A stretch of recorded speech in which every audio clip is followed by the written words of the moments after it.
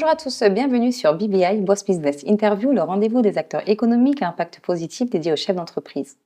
Aujourd'hui, j'ai le plaisir de recevoir André Hoth, qui est le directeur général de Campus Métier, une agence dédiée à l'éducation et à l'emploi à Douala. Bonjour André. Bonjour. Alors, votre mission est d'accompagner les jeunes vers une éducation et une insertion professionnelle de qualité. Quelles sont vos offres de services? Alors déjà, il faut rappeler que nous avons divisé le marché en quatre. Il y a une première cible qui est constituée des jeunes lycéens, seconde, première, terminale. On veut résoudre la problématique du choix d'un cursus universitaire, mais qui repose sur un projet professionnel. Donc, on les aide à construire un projet professionnel, à choisir l'université. Alors, ceux qui sont déjà dans les universités, la problématique est celle du premier emploi. Donc, on a mis en place un career center éphémère qu'on déploie dans les universités. 72 heures, ça permet de passer des tests, de donner un kit employabilité qui va faciliter leur insertion professionnelle. Comment on fait un CV, comment on fait une lettre de motivation, comment on développe un réseau professionnel, comment on optimise son profil LinkedIn pour qu'il soit compatible aux ATS. Voilà quelques modules de formation qu'on dispense. Après, la troisième cible, c'est les professionnels qui travaillent déjà 3 ans, 5 ans d'expérience et qui sont sur des problématiques de mobilité professionnelle ou de reconversion professionnelle. Donc, à ceux-là aussi, on fait un bilan de compétences avec eux et on essaie de les accompagner pour pouvoir trouver de meilleures opportunités, soit en termes de changement de position, soit en termes de changement d'industrie. Et la quatrième offre, elle vise principalement le recrutement pour les grandes écoles en France, parce on a mandat de représenter quelques écoles sur le continent, écoles françaises. Donc, on fait du recrutement d'étudiants africains qui ont besoin, voilà, de venir renforcer leurs capacités sur le pays en France. Aujourd'hui, qu'est-ce qu'il faudrait prendre en compte en termes de critères pour pouvoir s'orienter dans un cursus scolaire? Déjà, je ne suis pas trop filière porteuse. Une filière peut être aujourd'hui, le numérique, le digital, le vent en poupe, certes, mais tout le monde n'est pas fait pour ce domaine. Je pense qu'il faut toujours partir, en tout cas, notre approche comme pro au sein de l'agence, c'est premièrement de partir de qui on est. Donc, quels sont ses centres d'intérêt, quel est son potentiel, quel est son talent. Et là, il y a des outils qu'on utilise. Par exemple, le test RIASEC, le test MBTI. On a une approche qu'on a ajoutée un peu qui est l'Ikigai. Donc, on aide aux jeunes à faire une introspection pour trouver réellement quelle est leur raison d'être.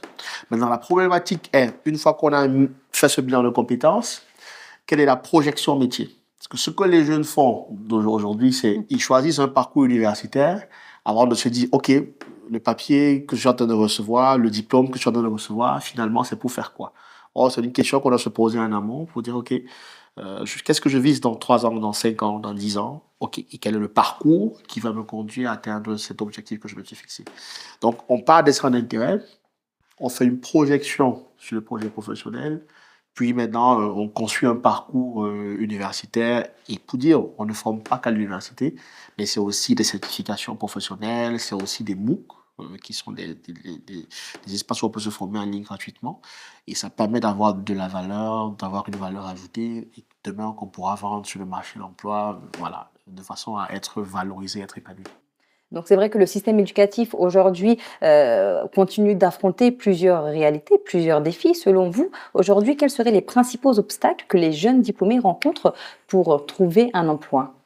Alors, le premier obstacle, je reviendrai sur la gouvernance du système éducatif. Pour moi, l'ensemble des parties prenantes qui interviennent à accompagner ce jeune-là sur le marché de l'emploi, il y a d'un côté la famille, il y a d'un côté le lieu où on forme, il y a d'un côté le jeune lui-même et le monde d'entreprise. Je dirais, le manque de communication entre les parties prenantes. Deux, le manque de compétences ou bien d'une meilleure analyse du marché. Et en troisième position, je dirais, être réellement en mesure d'identifier l'environnement où on peut se vendre au mieux. Aujourd'hui, c'est vrai que les employeurs sont de plus en plus exigeants avec une montée en compétences et surtout une montée en termes de technologie avec l'IA qui se développe énormément. Comment est-ce que vous faites pour vous adapter face à cette évolution en termes de formation pour vos élèves? Alors déjà, je dirais, je suis pas pro filière porteuse. J'aime bien souvent le dire parce que un secteur peut être en développement, mais ne cadre pas forcément avec qui je suis, ne cadre pas forcément avec le projet professionnel que je veux construire. Donc, je veux toujours être dans une démarche où on part de qui est le talent, le candidat qu'on accompagne, qu'est-ce que son potentiel peut offrir en termes d'opportunités et l'accompagner à développer ce potentiel-là. Maintenant, la technologie, pour moi, je conçois la technologie comme un outil. Aujourd'hui, ça permet de gagner énormément en temps, que ce soit dans les candidatures, réponse à appel à candidature, que ce soit en termes de détecter les mots-clés par rapport à une offre d'emploi, ou bien permettre de déjouer les mailles de systèmes comme les ATS qui permettent de filtrer les CV lorsqu'ils sont envoyés. Donc, pour moi, la technologie doit être au service d'eux. Donc, c'est des compétences à aller acquérir. Aujourd'hui, le challenge qu'ils ont, c'est intégrer le marché de l'emploi, démarrer une carrière et avoir une mainmise sur une évolution professionnelle contrôlée, maîtrisée et planifiée. Et la technologie, aujourd'hui, peut les aider à réussir dans ce domaine. Maintenant, il y a ceux qui ont les prédispositions à embrasser des carrières technologie, que ce soit dans le cloud computing, que ce soit dans l'intelligence artificielle ou bien la cybersécurité. Alors, si on a des prédispositions et qu'on a l'envie de développer ce domaine, oui, on peut se lancer et c'est clair que c'est des secteurs très porteurs et qui permettront d'avoir une meilleure vie, un meilleur épanouissement professionnel. Alors, une dernière question, André. Quels sont, selon vous, les secteurs porteurs vers lesquels on devrait potentiellement s'orienter?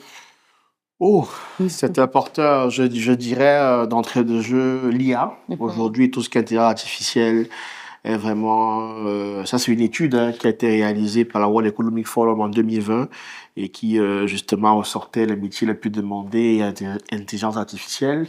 Tout ce qui est data, donc data scientist, data analyst, aujourd'hui, le monde en a énormément besoin. Donc, sur le marché, on voit beaucoup de formations qui grandissent, qui naissent. Je dirais, pour moi, c'est ces deux secteurs où il faut vraiment aller aujourd'hui. Maintenant, encore, le discours est de dire, on n'y va pas parce qu'on a dit que c'est porteur, on y va parce qu'il y a un réel projet, il y a une réelle envie d'être au service d'eux, de développer des compétences clés. Et voilà, une fois qu'on a matché ça, je pense que ça peut donner une très belle carrière en tant qu'employé, mais aussi en tant qu'entrepreneur, pour ceux qui ont des prédispositions aussi dans ce sens. Est-ce que vous auriez un conseil à faire passer à un jeune aujourd'hui qui ne sait pas trop qu'est-ce qu'il veut faire plus tard? Alors, c'est une grosse question. Je pourrais peut-être dire que, à mon sens, il n'y a rien de plus beau que d'être payé pour faire ce qu'on aime.